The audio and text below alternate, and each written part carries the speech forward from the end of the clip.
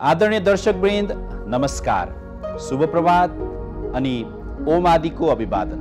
म राजु अधिकारी। यस कार्यक्रममा हामी परम पूज्य बालयोगी आदित्यज्यूले लेख्नुभएका जीवन व्यवहार, जीवन दर्शन, अध्यात्म दर्शन, धर्म दर्शनसँग सम्बन्धित अनेकौं गुरुवाणीहरू लिएर हामी यहाँहरूको ज्ञानवर्धनका लागि उपस्थित हुने गर्छौँ। आज पनि हामी परम पूज्य बालयोगी आदित्यज्यूले लेख्नुभएका केही व्यवहारिक र मिश्रित वाणीहरू लिएर उपस्थित भएका छौँ। शब्द आफैमा स्पष्ट छ, व्यवहारिक। वास्तवमा हाम्रो जीवन जति व्यवहारिक हुन्छ त्यति नै फक्रन्छ। व्यवहारिक हुन आवश्यक रहेछ। पूज्य गुरुदेव यसकारण पनि सत्पुरुष हुनुहुन्छ कि आफू ध्यान तपस्यामा डुबेर उहाँले जीवन व्यवहारका ससाना सूत्रहरू दिनुहुन्छ। आउनुहोस्, पूज्य गुरुदेवले प्रदान गर्नुभएका र हाम्रो जीवन व्यवहारलाई पल्लवित गर्ने, पुष्पित गर्ने, फक्राउने र सुगन्धित बनाउने व्यवहारिक गुरुवाणीहरू श्रवण गरेर लाभान्वित बनाऊ। यो पहिलो गुरुवाणी। वचन अन्तर्मनको तराजुबाट नापतौल गरेर मात्र अभिव्यक्त गर्दा अमृत बन्छ, नत्र विष समान हो। प्रस्तुत गुरुवाणी हामीले विगतका श्रृङ्खलाहरूमा पनि प्रस्तुत गरेका छौँ, तर जति पटक यस विषयमा चर्चा गर्यो, जति पटक प्रस्तुत गुरुवाणीलाई मनन गर्यो, यो त्यति नै उपयोगी लाग्दछ। वास्तवमा हाम्रो जीवनको परिभाषा नै वचनले परिभाषित गर्छ। व्यक्तित्वको गरिमा, उसको वजन, उसको मूल्य त्यो निर्धारित गर्ने नै वचन हो। भनिएकै छ, हीरा मोती रत्न मणि माणिक्य भन्दा पनि यो धरतीमा सबैभन्दा महान रत्न त मनुष्यको वचन नै हो। सत वचन, हित वचन, मृत वचन, प्रीत वचन, अमृत वचन। अर्थात् अनेक वचनहरू हुन्छन्। मृत वचन अर्थ भनेको मान्छेको उत्साह गिराइदिने वचन। अमृत वचन भनेको त्यो गइसकेको प्राण पनि बचाइदिने वचन। त वचन, हामी अमृत वचन नै हाम्रो जीवनको अङ्ग बनोस्, हाम्रो व्यक्तित्वको अङ्ग बनोस्, यही भाव प्रस्तुत गुरुवाणीमा छ। र अन्तर्मनको तराजुबाट नापतोल गरेर मात्रै बोलौँ भन्ने गुरुदेवको हामीलाई सन्देश छ। दर्शकवृन्द, अबको क्रममा आउनुहोस्, अर्को एउटा व्यवहारिक गुरुवाणी श्रवण गरौँ। क्रोध शान्त राख्न आवाज रूपी ध्वनिलाई मौनतामय वातावरणमा प्रस्फुटित पार्नुपर्छ। वास्तवमा मौनताको व्याख्या, विवरण, महिमा अपार छ। परम पूज्य बालयोगी आदित्यदेव स्वयं मौन बस्नुहुन्छ। उहाँले एक प्रसङ्गमा लेख्नु भएको थियो, म विगत 8-10 वर्षदेखि मौनमा छु। उहाँले मौनलाई साधना बनाउनु भएको छ, मौनलाई तपस्या बनाउनु भएको छ। तपाईँ हामी पनि हाम्रो वाणीको संयम गर्यौँ भने त्यो तपस्या बन्दछ। अर्थात् वाणी आवश्यक हुँदा मात्रै बोल्ने, अन्यथा मौनताको अभ्यास गर्ने हो भने त्यसले क्रोधलाई जित्दछ। यदि कुनै रिसको घटना घट्यो भने त झन् पूज्य बालयोगीज्यू हामीलाई सम्झाउनुहुन्छ कि त्यो रिसले उब्जाएको जुन नकारात्मक ऊर्जा छ त्यसलाई घटाउन चाहिँ मौन बस्नुपर्छ। अर्थात् मौनतामय वातावरणमा हामीले शान्त बस्ने हो भने त्यो प्रस्फुटनले क्रोधलाई हटाइदिन्छ। यो अत्यन्तै व्यवहारिक गुरुवाणी तपाईँ हामी प्रत्येकलाई काम लाग्छ। पूज्य गुरुदेवले दिनुभएको यो वाणी जस्तै तमाम हाम्रा शास्त्रहरूले मौनताका सूत्रहरू दिएका छन्, श्लोकहरू दिएका छन्, विभिन्न प्रसङ्ग दृष्टान्तहरू दिएका छन्। सबै ऋषि मुनि महापुरुष सत्पुरुषको एउटै आशय हो कि हामी जीवन ऊर्जाको बचत गरौँ, मौनतालाई बढाउँ। दर्शकवृन्द, ओम आदि गुरुवाणी कार्यक्रममा हामी परम पूज्य बालयोगी आदित्यज्यूले समय समयमा प्रदान गर्नुभएका गुरुवाणीहरू प्रस्तुत गर्ने गर्छौँ। कतिपय वाणीहरू नवीन, नयाँ, ताजा हुने गर्छन्। कतिपय उहाँले विगतका दिनहरूमा प्रदान गर्नुभएका पुराना पनि हुन्छन्। हामी आगामी दिनमा उहाँका नवीनतम गुरुवाणीहरू प्रस्तुत गर्ने नै छौँ। तर अधिकांश गुरुवाणी जति पटक हामी प्रस्तुत गर्यौँ त्यति पटक नयाँ लाग्छ। आउनुहोस्, आज हामी मिश्रित र व्यवहारिक गुरुवाणी प्रस्तुत गर्दैछौँ। अबको क्रममा अर्को एउटा महत्त्वपूर्ण गुरुबाणी। सांसारिक भौतिक विलासी अमृत पिउँदा पिउँदै अमृत विष बनेको पत्तै हुन्न, तसर्थ समयमा सचेत बन। विलासी अमृत भन्दा विष सेवन गरे मोक्ष मिल्छ। प्रस्तुत गुरुबाणीमा गागरमा सागर, अणुमा विभु अटाएको छ। अणुमा परमात्मा अटाएको छ, आत्मामा परमात्मा समाएको छ। वास्तवमा भौतिक विलासी तपाईँ हामीलाई अमृत लागि नै रहेको छ। त्यही भएर त रातो दिन हामी भौतिक वस्तु नै जोड्न लागिरहेका हुन्छौँ। तर त्यो अमृत मानेर पिएको साधन सुविधा कहिले विष बन्छ पत्तै हुन। आजभोलिका रोगहरू सबै तिनै भौतिक विलासी अमृतहरूले नै उब्जाएका हुन्। त्यसैले पूज्य बालयोगी आदित्यज्यू हामीलाई बारम्बार सम्झाउनुहुन्छ कि सुखविलास, यो सुख साधन भौतिक विलासका वस्तुहरूमा हामी चाहिने भन्दा बढी टाँस्यौँ, आसक्त भयौँ भने त्यो अमृत जस्तो लागे तापनि त्यसले बर्बाद गर्छ। त्यो भन्दा त राम्रो, विलासी अमृत भन्दा त राम्रो विष सेवन गरे मोक्ष मिल्छ।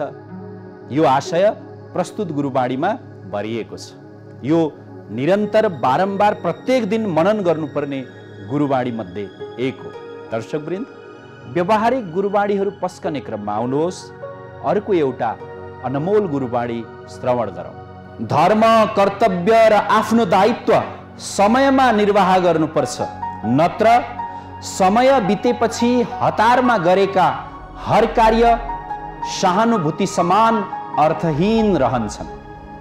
व्यवहारिक भन्दा पनि अति व्यवहारिक यो दिव्यवाणी तपाईँ हामी सबैलाई एक प्रकारको आध्यात्मिक झटारो जस्तो लाग्छ। तपाईँ हामी सबैलाई थाहा छ आफ्नो जिम्मेवारी समयमा पुरा गर्नुपर्छ, तर पनि धेरै जिम्मेवारीहरू अझै बाँकी छन्। भोलि गरौँला, भोलि गरौँला, पछि गरौँला, पर्सि गरौँला, यो काम पुरा भएपछि त्यो काम थालौँला भनेर हामी सोचेर बसिरहेका हुन्छौँ। यस्ता गुरुबाणीहरूले, विशेष गरी पूज्य बाल योगीज्यूको गुरुबाणीले हामीलाई झकझक्याएको छ। धर्म, कर्तव्य र दायित्व।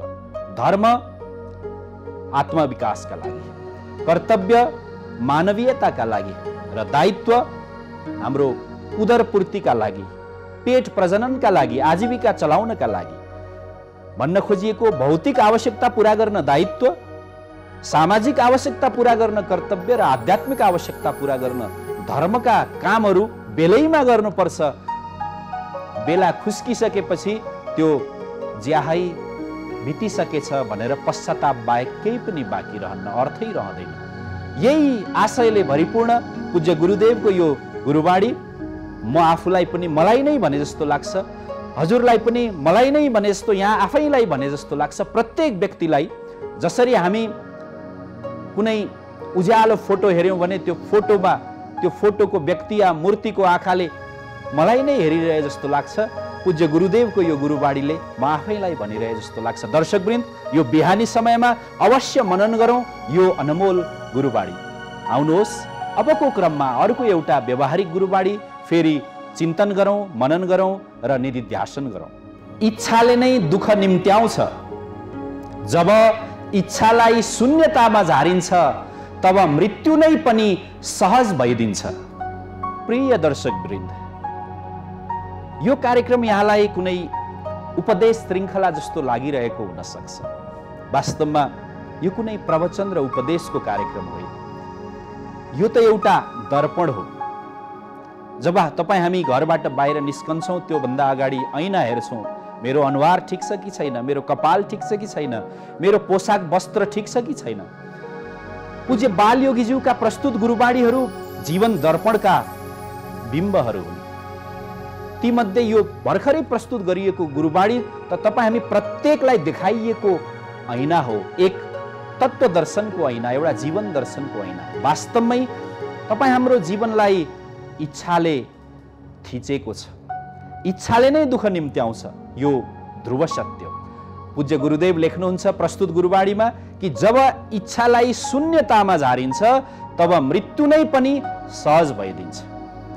मृत्युको शैयामा चढिसक्दा पनि हाम्रा कामनाहरू, मनोकामनाहरू, भाकलहरू, इच्छाहरू, चाहनाहरू, तृष्णाहरू अनेक हुन्छन्, महत्त्वाकांक्षाहरू अनेक हुन्छन्। निधाउनु पूर्व हाम्रो मन मस्तिष्क पनि इच्छाहरूले थिचिएको हुन्छ अनि चिर निन्द्रामा जाँदा पनि हामी चितामाथि पनि इच्छाले थिचिएका हुन्छौँ। त्यसलाई घटाइदिउँ भनेर पूज्य गुरुदेवले अपिल गर्नुभएको छ। शास्त्रहरूको योग ग्रन्थहरूको सार पनि यही हो। त दर्शकवृन्द, पूज्य गुरुदेवको यो अमृतमय गुरुवाणी निरन्तर मनन गरौँ।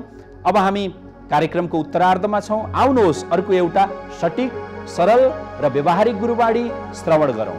स्वयं आफूलाई त्यागेर हेर, जीवनको अमूल्य चिर आनन्द प्राप्त गर्नेछौ। त्यागले प्राप्तिको ढोका खोल्छ। वर्तमान समयमा प्रस्तुत गुरुवाणी कहिलेकाहीँ एउटा कोरा वाक्य मात्रै पनि लाग्न सक्छ। अझ भर्खरै चुनावका परिणामहरू आउँदै गर्दा त त्यागको विषयमा कुरा गर्न हामीलाई गाह्रै पर्छ। आधुनिक समयमा यो त्याग भन्ने जुन महान तपस्या र साधना छ, यो जीवनको एउटा उत्सर्ग छ, यो कमजोर हुँदै गएको छ। खाली प्राप्ति, उपलब्धि, सफलता हामीलाई चाहिएको छ। तर पूज्य बालयोगीज्यू हामीलाई संकेत गर्नुहुन्छ, सम्झाउनुहुन्छ कि उपलब्धिको ढोका खोल्न चाहिँ त्याग चाहिन्छ। प्राप्तिको ढोका त्यागको चाबीले मात्रै खुल्छ, अन्यथा कुनै उपायले खुल्दैन। तर हामी दबावले, प्रभावले, जिद्दीपनले, मेहनतले खोल्न खोज्दछौँ। वास्तवमा त्याग नै उपलब्धिको, सफलताको चाबी खोल्ने अमूल्य साधन हो र चिर आनन्द, अक्षय आनन्द, कहिल्यै नसकिने, नहट्ने, नघट्ने खुसी, शान्ति, आनन्द पनि त्यागले नै दिन्छ भनेर पूज्य बालयोगीज्यूले प्रस्तुत गुरुवाणीका माध्यमबाट हामीलाई सम्झाउनु भएको छ। र सार रूपमा भन्नुपर्दा विशेष गरी नामका लागि त्याग आजभोलि आवश्यक छ। सानो काम गरेर ठुलो नाम खोज्नु त्यो त्यागको विरोधी गतिविधि हो। तसर्थ त्यागको अनुकूल गतिविधिमा लागौँ भन्ने पूज्य गुरुदेवको अपिललाई मनन गरौँ। र आउनुहोस् अर्को एउटा विशेष गुरुवाणी, महत्त्वपूर्ण गुरुवाणी मनन गरौँ। आफ्नो गल्तीको ठाडो अस्वीकार गर्नु ठुलो अधर्म हो, महापाप हो, तसर्थ सत्य बोल।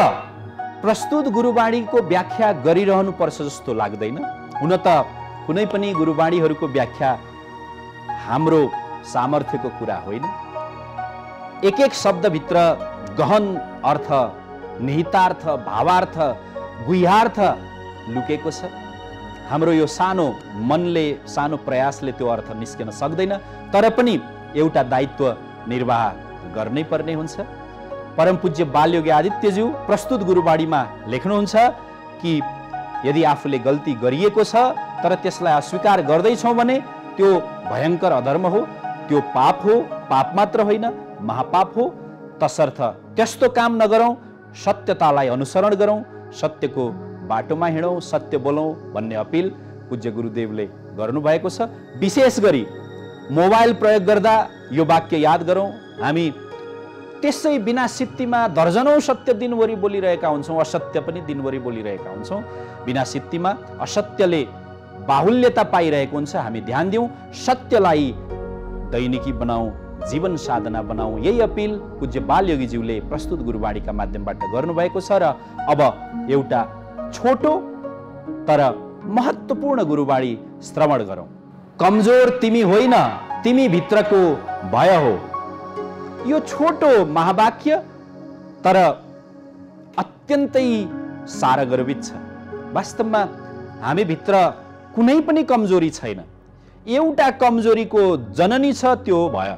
भयले नै सबै कमजोरी जन्माउँदो रहेछ। तसर्थ व्यक्ति आफैमा आत्मा हो, आत्माको अंश हो, परमात्माको अंश हो, आत्मतत्व हो, स्वप्रकाशित हो। तसर्थ तपाईँ हामी कोही पनि कमजोर छैनौँ। हामी भित्रको एउटा भयको बीजले नै हामीलाई कमजोर बनाएको रहेछ। यही कुरा पूज्य गुरुदेवको प्रस्तुत गुरुवाणीले उजागर गरेको छ। दर्शकवृन्द, आउनुहोस् अर्को एउटा छोटो र अनमोल गुरुवाणी श्रवण गरौँ। प्रेम आत्मामा भरिएपछि आँखामा छचल्किन्छ। वास्तवमा प्रेमको उद्गम, प्रेमको रङ्गशाला, प्रेमको स्रोत भनेको आत्मतत्व नै हो। हातमा, आँखामा, भौतिक वस्तुमा, बाहिरी शरीरमा प्रेम छैन। प्रेम त एक भावनात्मक उत्कर्ष हो। त पूज्य बालयोगीज्यू प्रस्तुत गुरुवाणीका माध्यमबाट हामीलाई स्मरण गराउनुहुन्छ कि जब प्रेम आत्मामा भरिन्छ अनि त्यो आँखामा दया, करुणा, ममता, अपनत्व र अरू विभिन्न स्वरूप बनेर छचल्किन्छ। दर्शकवृन्द, हाम्रो आँखा पनि प्रेममय होस्, हाम्रो आत्मा पनि प्रेममय होस्, यही प्रार्थना पूज्य गुरुदेवसँग गर्दै आउनुहोस्। अर्को एउटा गुरुवाणीलाई श्रवण गरौँ। राजनीति अति जटिल वस्तु हो। सफलता हासिल गर्ने वा नगर्ने भन्दा पनि जनहितका लागि आफूलाई समर्पित गर्नुहोस्। सधैँ अगाडि बढ्न मार्गदर्शन आफै मिल्नेछ। भर्खरै वाचन गरिएको गुरुवाणी वर्तमान निर्वाचन परिणामलाई मध्यनजर गरेर यहाँ राखिएको हो। हार र जित जीवनमा हुन्छ नै। विशेष गरी राजनीति गर्ने राजनीतिकर्मीहरूले के सोच्नुपर्ने रहेछ भने पूज्य गुरुदेवको लेखन अनुसार कि राजनीति जटिल वस्तु हो, यसमा जित हार भन्दा पनि सेवा र समर्पण ठुलो कुरा रहेछ। तसर्थ जति सेवा र समर्पण गर्न सक्छौँ त्यति नै कुशल, असल, सफल राजनीतिज्ञ हामी बन्नेछौँ। यिनै गुरुवाणीहरूलाई मनन गर्दै आगामी दिनसम्मका लागि हामी अब यहाँहरूबाट बिदा माग्नेछौँ। आजका लागि नमस्कार। ओम आदि।